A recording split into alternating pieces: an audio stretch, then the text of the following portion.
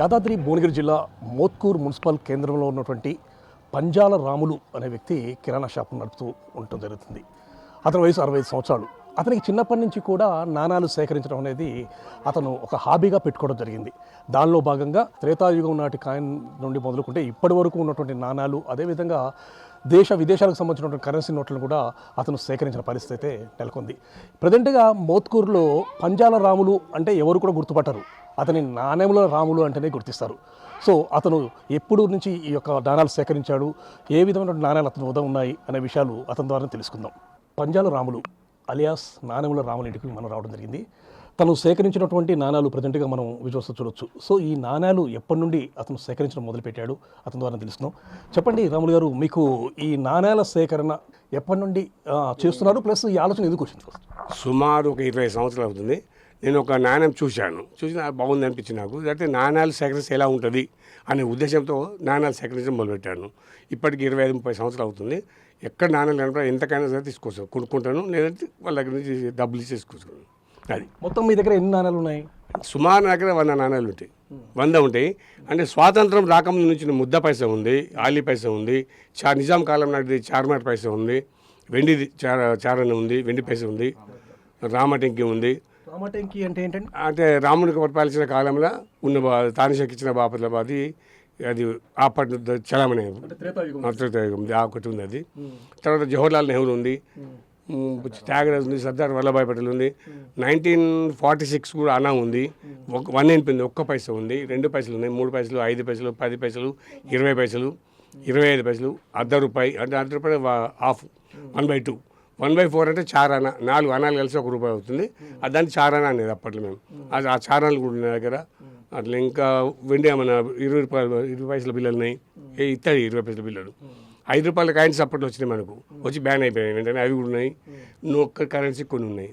అట్లా విదేశాలకు సంబంధించిన కరెన్సీ కూడా ఉన్నట్టుంది కదా? విదేశీ కరెన్సీ ఒకటి ఉంది, కాయిన్స్ కూడా ఉన్నాయి, విదేశీ కాయిన్స్ కూడా ఉన్నాయి. ఉన్నాయి. Okay okay.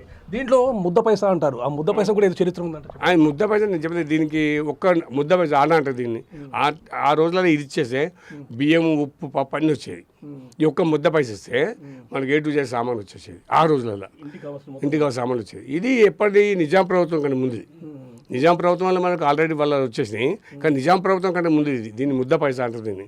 దీని మీద వాళ్ళ బ్రిటిష్ వాళ్ళది ఉన్నది, నిజాం కంటే ముందు ఇది.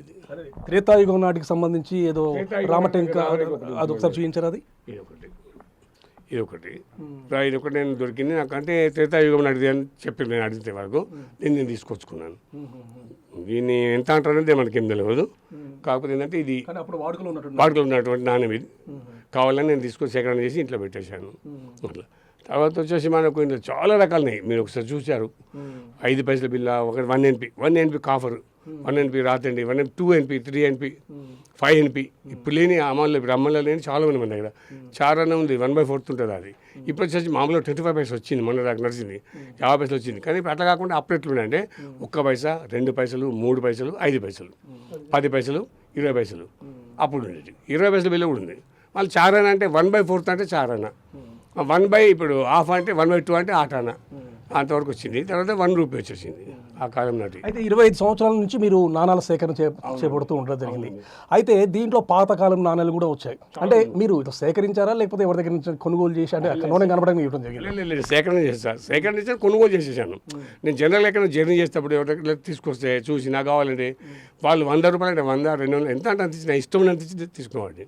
నాకు కావాలనిపించినప్పుడు ఎక్కడైనా సరే, కామన్ ఎవరు కదా సార్, మనకు ఫ్రీగా ఎవరు నాకు కావాలంటే దానికి నేను డబ్బులు ఇచ్చి తీసుకునేవాడిని.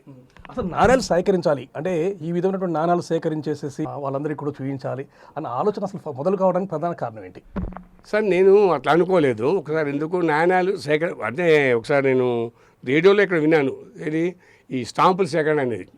స్టాంపుల సేకరణ అంటే మన నుంచి కాదు, అది మనకు దొరికాయి. నాణ్యాలు అయితే ఈజీగా దొరికాయి అనే ఉద్దేశంతో నేను చాలా రిస్క్ తీసుకుని వీటి గురించి ఒక 20-30 సంవత్సరాలు అవుతుంది నేను సేకరించబట్టివి. ఇప్పుడు మీ వయసు 65 సంవత్సరాలు దాటింది, ఇంకా కూడా నాణాల వేటలో పడ్డట్టు కూడా మాకు తెలుస్తుంది. ఎందుకంటే మీ చుట్టుపక్కల వాళ్ళు కూడా చెప్తున్న పరిస్థితి.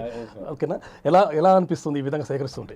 చాలా హ్యాపీగా ఉంది సార్, నాకు చాలా హ్యాపీగా. ఏంటంటే నా తదనంతరం పిల్లలకి ఇవేం తెలియదు కదా, మా బాబుకే, మా కొడుకులకే తెలియదు, ఇంకా మా మనవాళ్ళకైతే అసలు తెలియదు. కాబట్టి చూడాలి, ఒకవేళ వాళ్ళు హ్యాపీనెస్ సంతోషపడతారు. ఓహో ఇది ఉండేదా, భారతదేశంలో ఈ పైసా ఉండేదా, ఇది ఉండేదా. ఇప్పుడు చెప్తున్నా సార్ మనకు ఇప్పుడు దాదాపు ఇప్పుడు 25 years వాళ్ళకే తెలియదు ఇది. 40 సంవత్సరాలు కూడా కొన్ని వయసులు తెలియదు. ఇప్పుడు 40 సంవత్సరాల వయసు వాళ్ళు కూడా నా దగ్గర డబ్బు నాకే తెలియదు. ఈ ముద్ద పైసా నాకు తెలియదు. ఈ ముద్ద పైసా అంటే ఏంది అనేది కూడా ఆలి పైసా ముద్ద పైసా అంటే నాకు తెలియదు. అన్న అంటే ఏం తెలియదు. అట్లా 1/4 అంటే కూడా మనకు అప్పట్లో వాడకాలు ఉంది కానీ నాకు తెలియదు కదా. నాకు తెలిసినప్పుడు ఏంటంటే రాగి పైసా వచ్చింది, రాత్రి పైసలు 3 పైసలు వచ్చింది, 2 పైసలు వచ్చింది, 5 పైసలు వచ్చింది నాకు తెలిసినప్పుడు.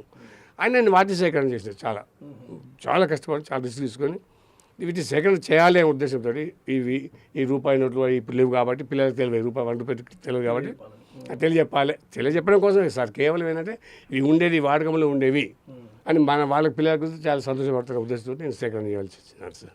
పంజాల రాములు కానీ నాణాల రాములు అని పిలుస్తున్నారు. ఎందుకంటే తనకు నాణాలు సేకరించడం అనేది హాబీగా ఉండడం జరిగింది. ఎప్పటి నుండో ఉన్నటువంటి అంటే త్రేతాయుగం కాలం నాటి నాణ్యం దగ్గర నుంచి మొదలుకుంటే ఇప్పుడు ప్రజెంట్గా ఉన్నటువంటి నాణాలన్నింటినీ కూడా అతను సేకరిస్తూ ఉండడం జరిగింది. దాని ఉద్దేశం ఏంటంటే గతంలో ఉన్నటువంటి నాణాలు కానీ వాడుకలో ఉన్నటువంటి నాణాలు అయితుంది, అదేవిధంగా రూపాయి నోట్లు, ఇటువంటి ఏ నోట్లైనా సరే ప్రజెంట్గా ఉన్నటువంటి సిచ్యువేషన్లో ఉన్న పిల్లలకు మాత్రం తెలియనట్టు పరిస్థితి ఉంది.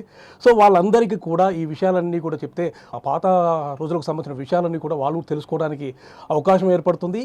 ఈ విధంగా చేయడం వల్ల నాకు కూడా సంతోషంగా ఉంటుంది. అందువల్ల ఈ నాణాలు సేకరిస్తున్నానని చెప్పేసి కూడా రాములు చెప్తున్న పరిస్థితి ఉంటుంది. మోత్కూరు నుండి కెమెరా రవితో పుల్లారావు, బిగ్ టీవీ.